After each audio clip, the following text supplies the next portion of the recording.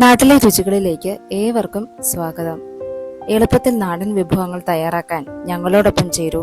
പുതുമയാർന്ന രുചികൾ തേടിയുള്ള രസകരമായ ഈ യാത്രയിൽ പങ്കുചേരൂ. നമ്മൾ ഇന്ന് ഇവിടെ ഉണ്ടാക്കുന്നത് കൂന്തൽ അഥവാ കണവ റോസ്റ്റാണ്. ഈ കണവ വേവിക്കുമ്പോൾ നമ്മൾ കുറച്ച് കാര്യങ്ങൾ ശ്രദ്ധിക്കണം. അണ്ടർ കുക്ക് ആയാലും ഓവർ കുക്ക് ആയാലും കണവ റബ്ബർ പോലെയാകും. അപ്പോൾ നല്ലൊരു കൂന്തൽ റോസ്റ്റ് എങ്ങനെ ഉണ്ടാക്കാമെന്ന് നമുക്ക് വീഡിയോയിലൂടെ കാണാം. ഇതിനു വേണ്ടി ഞാൻ എടുത്തിരിക്കുന്നത് 2 വലിയ സവാള, 2 ഇഞ്ച് നീളമുള്ള 1 ഇഞ്ചി, 4 പച്ചമുളക്, 1 കിലോ കൂന്തൽ വൃത്തിയാക്കി വരുമ്പോൾ ഏകദേശം ഒരു 700-750 ഗ്രാമൊക്കെ കാണുള്ളൂ കേട്ടോ. ഇനി ഒരു ചട്ടി അടുപ്പിൽ വെച്ച് എണ്ണ ചൂടാകുമ്പോൾ നമുക്ക് അതിലേക്ക് ഇഞ്ചിയും വെളുത്തുള്ളിയും ചേർക്കാം. ഇഞ്ചി നീളത്തിലാണ് അരിഞ്ഞിരിക്കുന്നത്, നിങ്ങൾക്ക് ചതച്ച് വേണമെങ്കിലും ചേർക്കാം. ഈ ഇഞ്ചിയും വെളുത്തുള്ളിയും ഒന്ന് മൂത്ത് വരാൻ ഏകദേശം ഒരു 30 സെക്കൻഡ് സമയമേ ആവശ്യമുള്ളൂ. നന്നായി ഒന്ന് മൂത്ത് വരുമ്പോൾ നമുക്ക് അതിലേക്ക് കുറച്ച് കറിവേപ്പിലയും കൂടി ആഡ് ചെയ്യാം. ഈ കറിവേപ്പില ഒരു 10 സെക്കൻഡ് വഴറ്റുമ്പോഴേക്കും നല്ലൊരു സ്മെല്ല് വരും. കറിവേപ്പില മൂക്കുന്നതിൻ്റെ ഒരു മണം. അപ്പം നമുക്കതിലേക്ക് പച്ചമുളകും നമ്മൾ അരിഞ്ഞു വെച്ചിരിക്കുന്ന സവോളയും ചേർത്ത് നന്നായി ഒന്ന് ഇളക്കി യോജിപ്പിക്കാം. ഈ സവോള നമുക്കൊരു ഗോൾഡൻ ബ്രൗൺ കളർ വരെ ആവുന്നത് വരെ വേണം കേട്ടോ. ഇപ്പോൾ നമുക്കിതൊന്ന് അടച്ചു വെച്ച് വേവിക്കാം. ഇനി നമുക്ക് അരപ്പിന് വേണ്ടി എന്തൊക്കെ എടുക്കാമെന്ന് നോക്കാം. 3 തക്കാളിയും അതിലേക്ക് 1 ടീസ്പൂൺ പെരിഞ്ജീരകവും ചേർക്കുന്നുണ്ട്. ഇനി നമുക്ക് വേണ്ടത് കുരുമുളക്, പട്ട, ഗ്രാമ്പു, ഏലക്ക, ഒരു പിഞ്ച് ഉലുവ, ഒരു സ്റ്റാർ അനൈസ്. ഇതെല്ലാം കൂടെ നമുക്കൊന്ന് അരച്ചു വെക്കാം. അപ്പോഴേക്കും നമ്മളുടെ സവാള ഏകദേശം ഒരു ബ്രൗൺ കളറായി വന്നിട്ടുണ്ട്. നമുക്കിനി ഇതിലേക്ക് ഒരു 1.5 ടീസ്പൂൺ മുളക് പൊടിയും 1/2 ടീസ്പൂൺ മഞ്ഞൾപ്പൊടിയും ആഡ് ചെയ്യാം. മുളക് പൊടി നിങ്ങളുടെ ആവശ്യത്തിനനുസരിച്ച് കൂട്ടുകയോ കുറയ്ക്കുകയോ ചെയ്യാം കേട്ടോ. എൻ്റെ പച്ചമുളകിന് അത്യാവശ്യം എരിവുള്ളതായിരുന്നു, അതുകൊണ്ടാണ് ഞാൻ ഇത്രയും ചേർത്തത്. പിന്നെ നിങ്ങൾക്ക് വേണമെങ്കിൽ കുരുമുളക് ആഡ് ചെയ്യാം. ഇനി ഇതിൻ്റെ പച്ചമണം മാറുന്നത് വരെ ഒന്ന് നന്നായി ഇളക്കുക.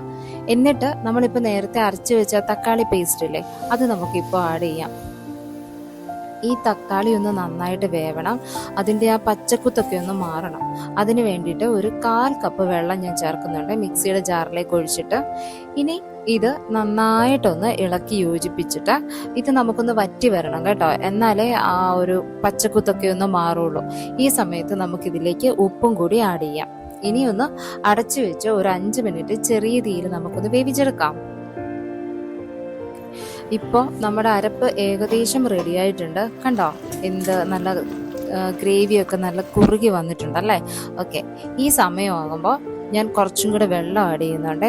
നമ്മുടെ കണവ ഇപ്പോൾ ചേർക്കാൻ വേണമെങ്കിൽ, പക്ഷേ ഞാൻ കുറച്ച് ഇളം ചൂടുള്ള വെള്ളം ആഡ് ചെയ്യുന്നുണ്ട്. എന്നിട്ട് ഈ വെള്ളം തിളച്ച് ഇതിൻ്റെ ഒരു നമ്മൾ എണ്ണ തെളിയാന്ന് പറയില്ലേ, അപ്പോൾ എണ്ണ തെളിഞ്ഞ് വരുമ്പോൾ നമുക്ക് അതിലേക്ക് കണവ ആഡ് ചെയ്യാം. അതാ നമ്മുടെ എണ്ണയൊക്കെ തെളിഞ്ഞ് വന്നിട്ടുണ്ട്. ഞാൻ ഈ സമയത്ത് കണവ ആഡ് ചെയ്യുവാണ്.